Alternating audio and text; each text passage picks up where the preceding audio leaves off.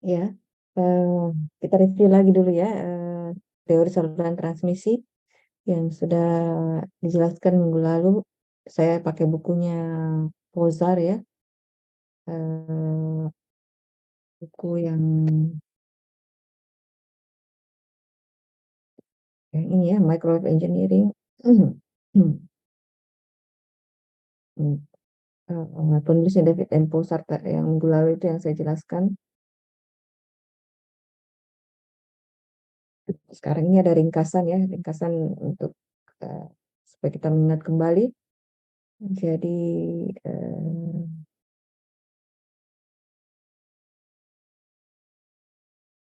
Jadi kita membutuhkan teori saluran transmisi ketika panjang dari suatu saluran eh, ya lebih panjang dari eh, panjang gelombangnya.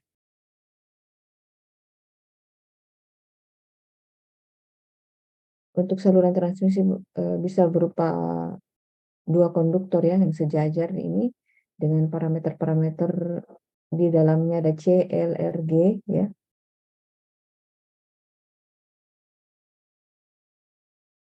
Dan panjang bagian daripada saluran transmisi itu kita nyatakan dengan delta Z. Jadi ini adalah bentuk saluran transmisi dari dua konduktor sejajar ya, arah kanan, arah arus I Z, T ya, dan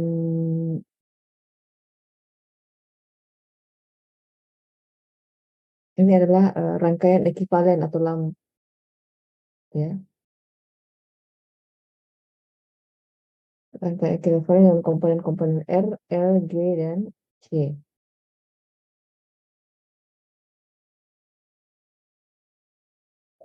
Ini formulasi persamaan-persamaan tegangan dan arus ya. Eh,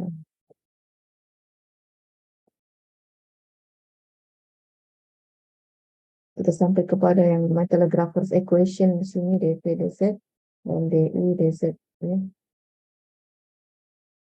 Kemudian penurunannya saya tidak bahas di sini, kita langsung saja ke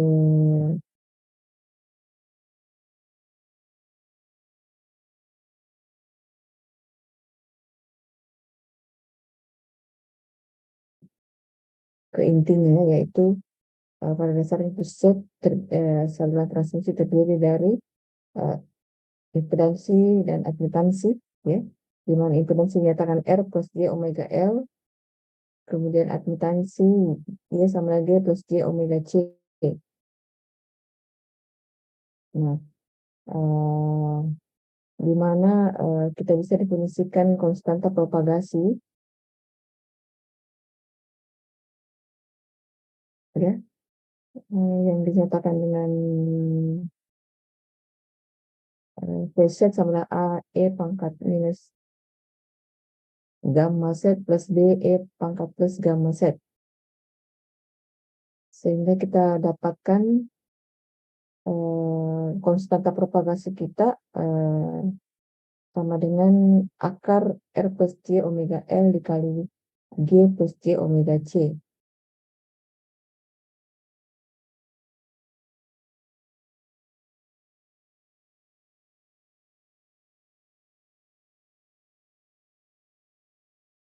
Jadi pada dasarnya itu ini adalah bilangan kompleks ya, yang terdiri dari bilangan real, apa magnitudnya dan theta. Jadi sini saya sama dengan R kali E J pangkat theta, di mana theta itu berkisar dari minus pi sampai pi ya.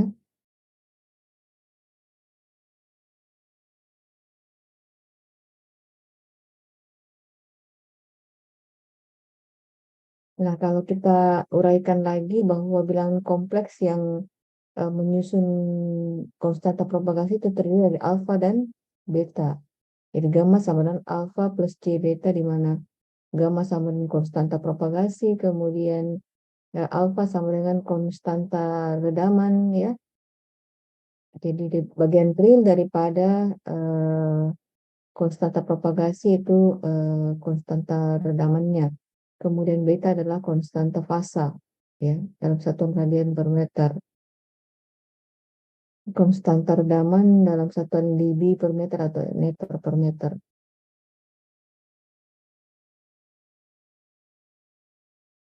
Jadi dalam eh, koordinat bilangan imajiner ya posisi R dan G ini berada di mana saja, bisa berada di mana saja ya. Eh,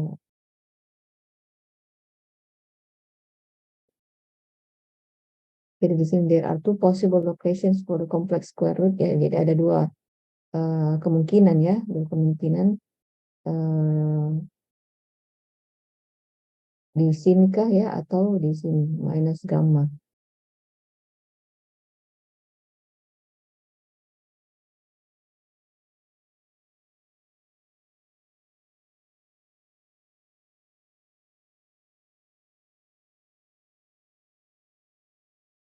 Jadi pada prinsipnya akarnya itu berada pada kuadran yang pertama.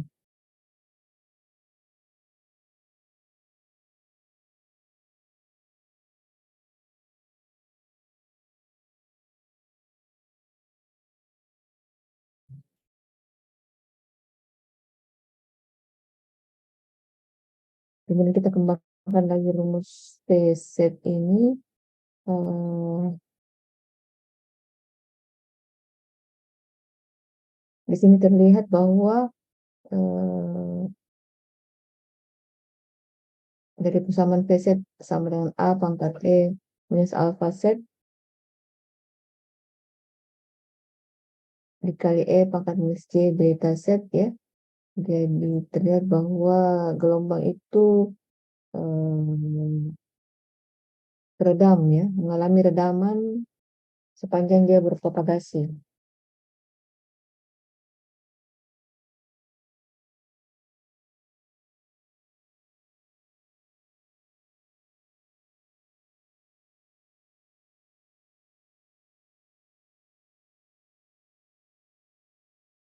Redaman itu eh, dalam dB per meter ya. Kalau dihitung-hitung kalau dalam dB itu nilai redaman merupakan minus 20 log V out per V in ya, nilai magnitud. Sehingga kita nyatakan kalau kita nyatakan dalam alfa konstanta redaman sama dengan 8,686 alfa set ya. Jadi redaman dalam satuan dB per meter adalah 8,686 alfa.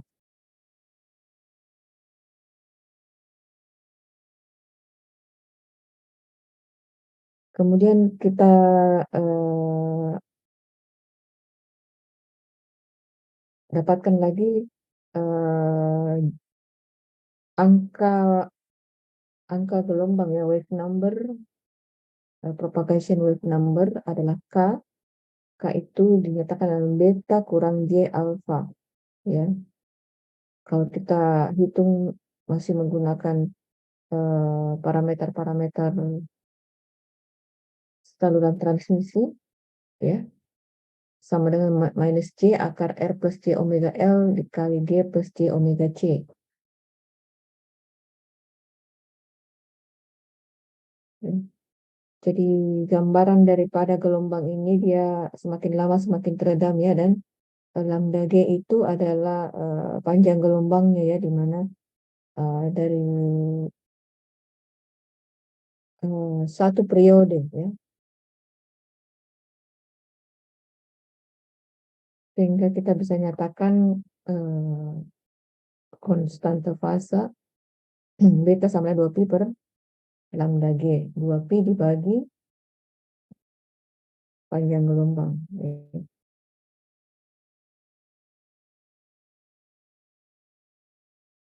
Kalau kecepatan fase kita bisa hitung eh, eh, ya, kecepatan fase sama dengan omega per beta. Ya. Jadi untuk VP ini dalam parameter saluran transmisi itu sambungan omega per imajiner, ya, bagian imajiner daripada akar R plus J omega L kali G plus J omega C. Kemudian parameter karakteristik impedansi, ya, adalah set 0, ya. Set 0 itu V, ya, dibagi U, ya. V set dibagi Z. Ya, V set itu pada dasarnya ada V0 kali E pangkat minus gamma Z I Z sama I0 kali E pangkat minus gamma Z.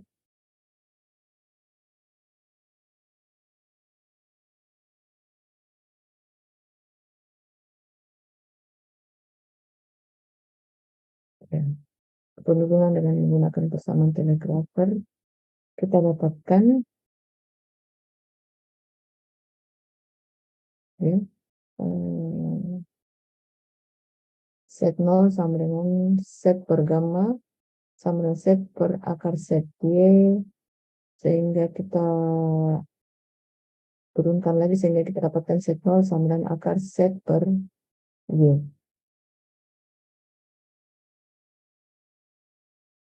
Jadi impedansi karakteristik adalah akar R plus J omega L dibagi J plus J omega C, dan di mana bagian real daripada set 0 selalu positif, ya, besar dari 0. Persamaan general case waves in both directions, ya, di mana fase terdiri dari gelombang yang berasal dari plus set dan gelombang dari berasal dari minus set.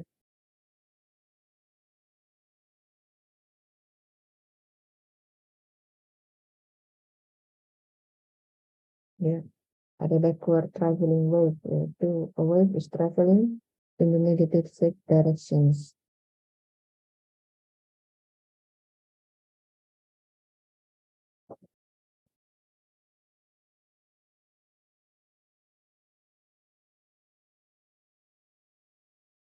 Jadi kasus umum di sini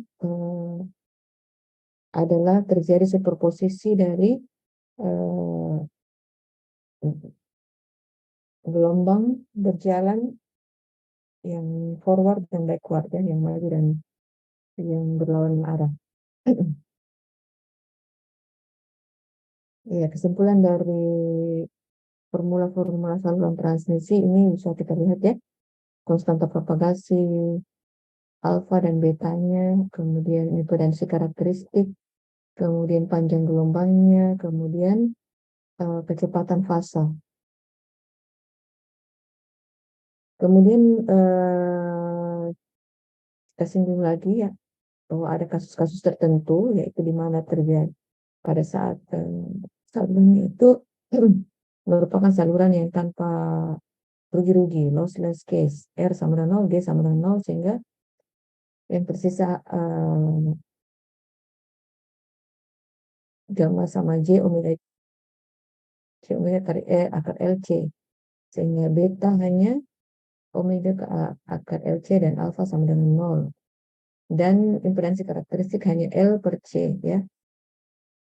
Kecepatan fase adalah seper L per akar LC, tidak tergantung pada frekuensi.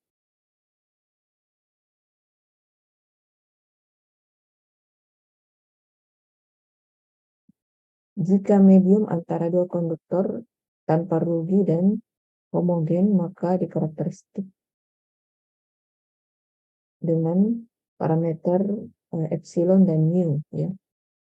Ya, LC sama dengan mu kali epsilon, sehingga kecepatan cahaya dalam medium dielektrik adalah C sama dengan seperakal mu epsilon. Jadi kita dapatkan beta sama dengan K0 akar epsilon R dan mu R.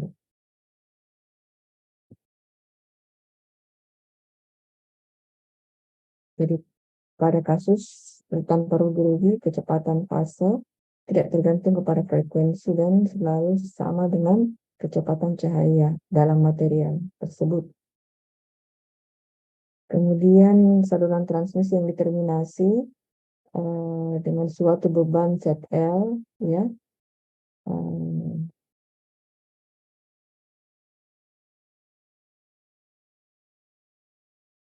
Di sini phase-nya tegangan memiliki dua komponen yang berpropagasi arah positif dan berpropagasi di arah negatif, ya.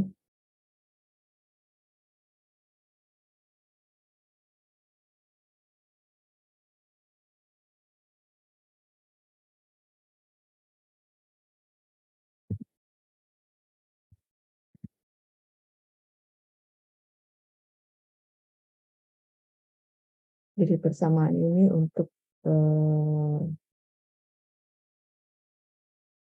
terminated transmission line, saluran transmisi determinasi dengan suatu beban.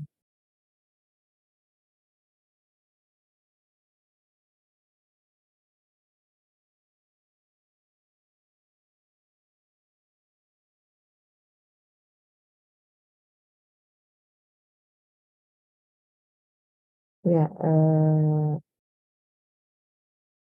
ada peristiwa di sini yang namanya reflection, ya, atau pantulan. Jadi kita memiliki suatu parameter, ya, koefisien pantulan beban, ya. TL sama dengan V0 minus per V0 plus, ya.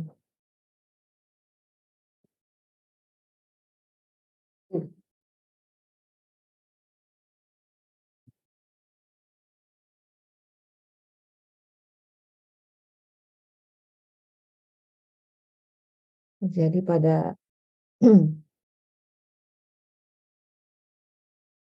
kita memandang pada beban di mana D sama dengan 0, maka eh,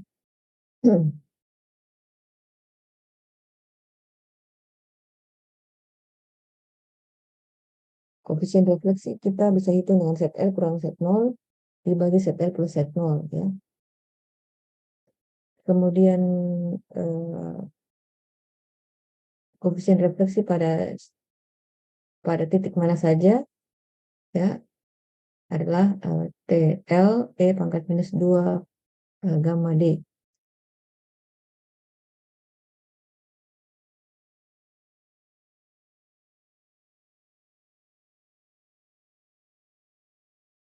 Jadi istilah set min D di sini adalah pada titik mana saja kita menghitung impedansinya, ya, dan kita gunakan rumus ini.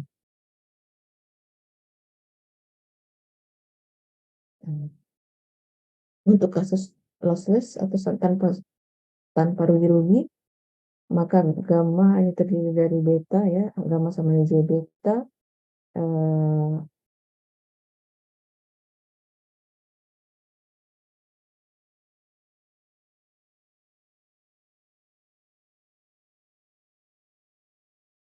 sehingga set minus D sama set 0, ya, ada kita masukkan tangan beta D di situ.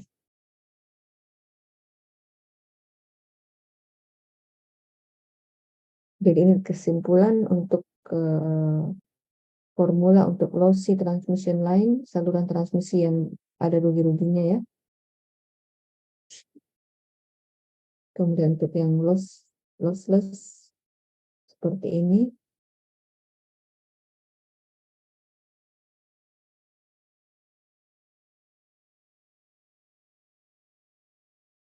Kemudian beban yang match, ya, saluran dengan beban yang match itu syaratnya impedansi beban sama dengan impedansi karakteristik, ya. Jadi di situ terjadi pada saat load matching itu, beban matching, koefisien refleksi sama dengan 0, ya, no reflection from the load, tidak ada pantulan dari beban, ya. Sedangkan nilai set minus D sama dengan set 0 untuk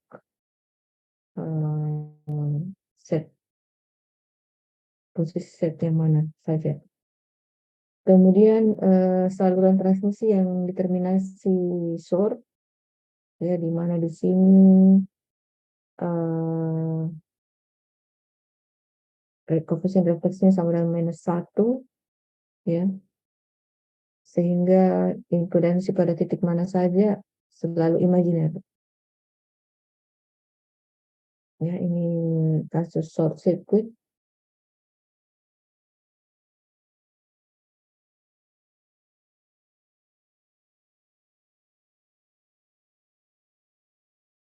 Dia bisa bersifat induktif dan maupun kapasitif, ya.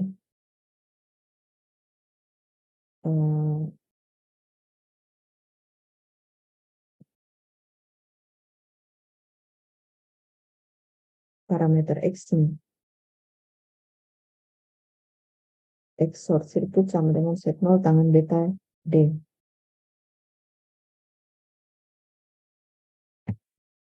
Kemudian kalau kita open ujung dari saluran transmisi, maka nilai koefisien refleksi sama dengan +1. Ini juga Z minus D bernilai imajiner, ya. Tapi begitu dengan minus JZ0 kotanum beta D. X open circuit bisa bersifat induktif, bisa bersifat kapasitif, ya, tergantung pada posisinya.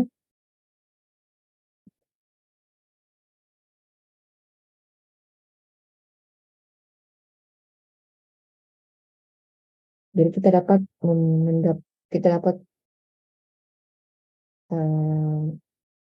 memiliki reaktansi, ya, nilai reaktansi apa saja dari saluran transmisi yang short atau open. Nah, ini diaplikasikan dalam teknik microwave.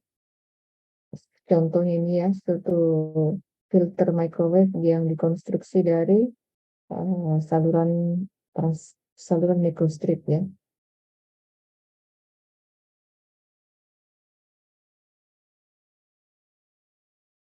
Kemudian kalau kita ingin menghitung voltage on a transmission line, kita bisa pakai rumus ini, ya. Jadi settingnya jadi preset sama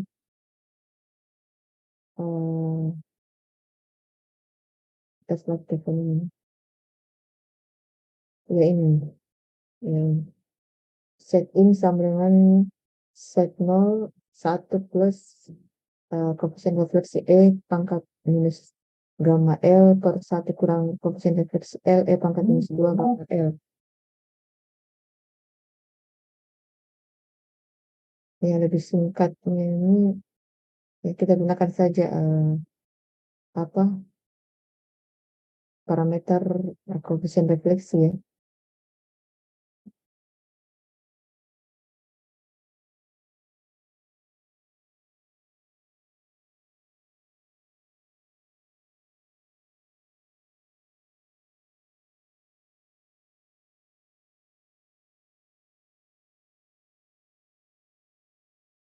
Terbaik kita bahas dulu.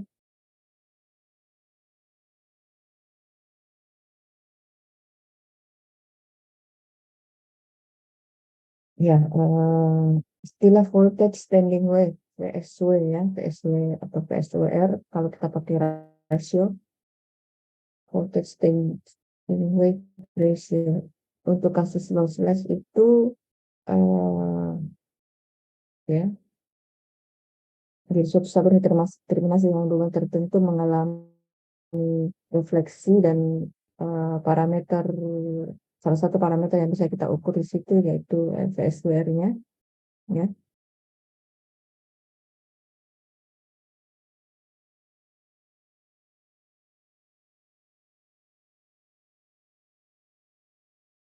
Jadi kita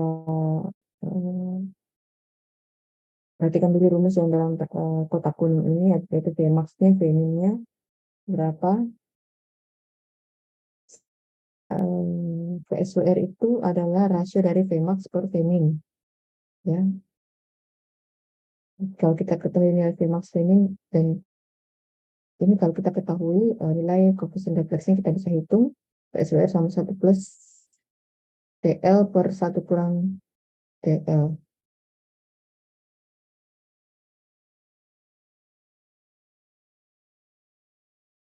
Jadi ke, kekurangan daripada teori saluran transmisi kalau ada pembengkokan di sini ya, ada juga terjadi reflection atau pantulan ya.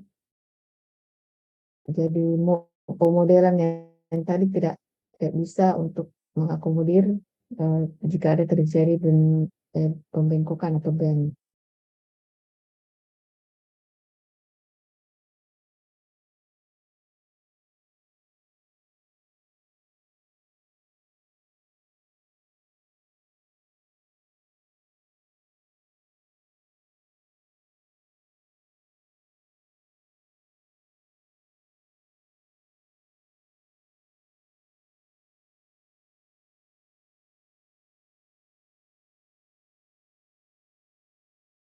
Oke, tadi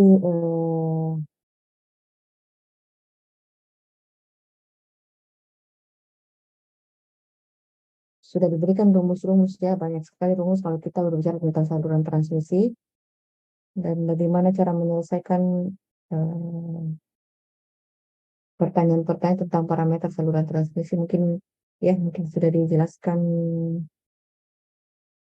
atau pernah dicontohkan oleh Pak Aslan dan Pak Ilyas. Kalau saya akan menggunakan akan menjelaskan ya bagaimana kita menyelesaikan persoalan saluran transmisi dengan cara yang lebih simpel ya. Yang sudah pernah lihat ini smooth chart ya, cara penggunaan smooth chart nanti kita bahas selanjutnya.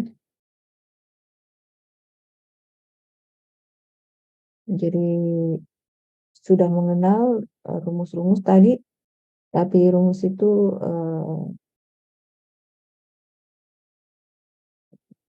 kalau kita sudah pakai smooth chart kita tidak pakai rumus itu lagi ya, ya kita tinggal memposisikan titik eh, yang kita ketahui, kemudian kita akan menggambarnya dan kita langsung bisa mengetahui parameter yang kita cari ya. Kita bisa menghitung SWR, kita bisa menghitung koefisien refleksi, menghitung impedansi beban dan impedansi input ya. Kita bisa menghitung panjang saluran, berapa jarak saluran dengan menggunakan saluran transmisi. eh Maksud saya menggunakan smooth chart ini ya. Kita tidak perlu lagi pusing-pusing menghitung apalagi banyak angka-angka eh, bilangan kompleks ya. Tapi sebelum kita pakai ini, kita lihat dulu teorinya.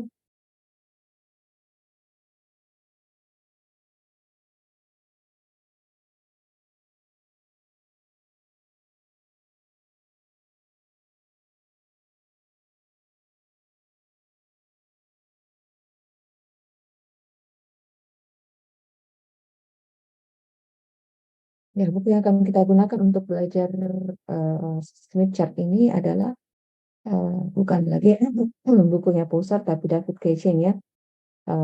Judulnya Field and Wave Electromagnetic. Nanti saya kasih apa linknya, di mana bisa kita download ini buku eh, dari internet. Khususnya buku ini eh,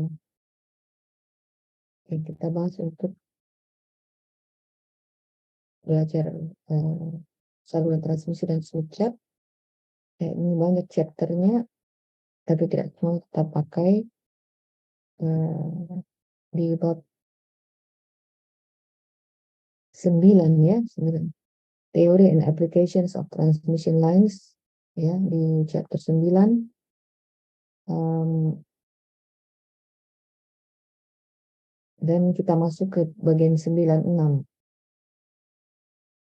ke smooth chart.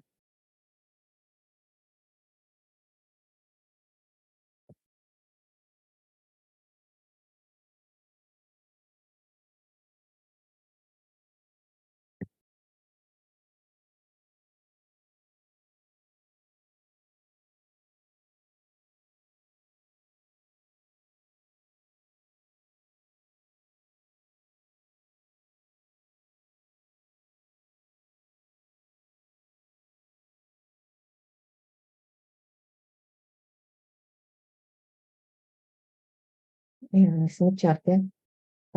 Kalkulasi saluran transmisi, misalnya penentuan impedansi input, koefisien refleksi dan impedansi beban, kebanyakan melibatkan manipulasi-manipulasi yang rumit dari bilangan-bilangan kompleks. Solusi dengan metode grafis bisa kita bisa aplikasikan ya, yaitu dengan chart, graphical chart yang namanya Smith chart yang device atau di apa dibuat oleh seseorang bernama P.H. Smith. Jadi Smith chart adalah plot secara grafis dari resistansi dan reaktansi yang ternormalisasi ya, di mana fungsi-fungsinya dalam bidang koefisien refleksi ya.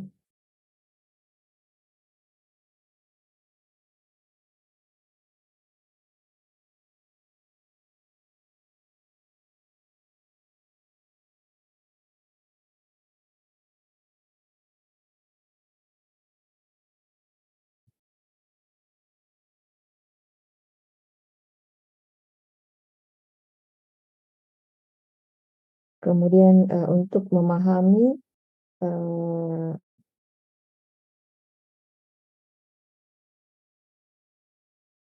bagaimana Smith chart untuk saluran transmisi yang tanpa rugi-rugi dikonstruksi, kita lihat lagi persamaannya ini. Persamaan koefisien refleksi bisa juga kita nyatakan seperti ini ya, yang sudah kita bahas tadi. Set koefisien refleksi sama set L kurang R0 per set L plus R0, atau dalam bilang kompleks dinyatakan magnitud T E pangkat J theta R ya, theta apa ini?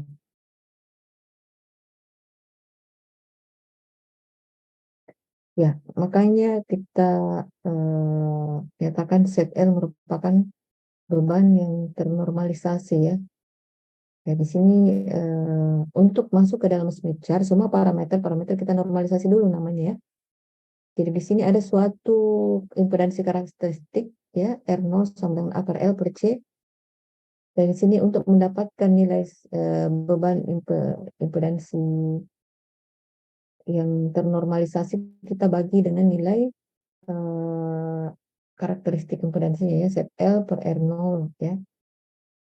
Jadi di sini kita nyatakan dalam R plus JX ya, R kecil plus JX, di mana R dan X adalah resistansi ternormalisasi dan reaktansi ternormalisasi, sehingga kita bisa tuliskan koefisien refleksi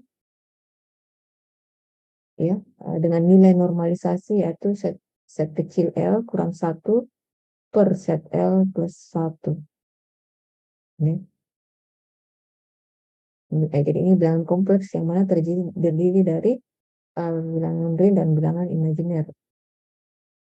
Kemudian set L kembali kita bisa nyatakan dari bentuk koefisien refleksinya ya, itu sama dengan 1 plus T E pangkat C theta R per 1 kurang T E pangkat C theta R ya. R plus JX sama dengan seperti ini.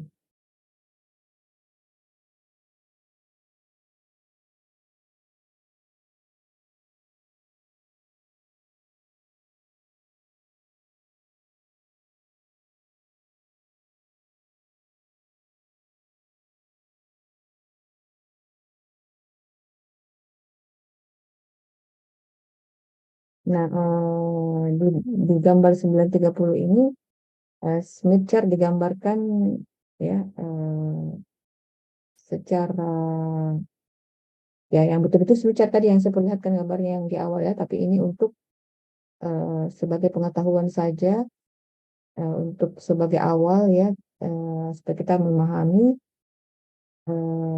apa itu makna R dan X di bagaimana posisinya di dalam Smith chart. Kita lihat di sini terdiri dari garis-garis ya. Ada yang berupa lingkaran ya. Smith chart itu terdiri dari lingkaran-lingkaran di sini. Itu lingkarannya adalah lingkaran-lingkaran R ya. Lingkaran R atau nilai impedansi yang real ya. Kemudian ada juga yang garis seperti ini, garis garis putus-putus ya, yang keluar dari sumbu utama ini ya, X sambungan 2 ada nilai-nilainya, X sambungan 1, X sambungan 5, dan ke bawah ya yang bernilai negatif, X yang negatif yang di bawah. Ya, itu adalah apa reaktansi ya, reaktansi.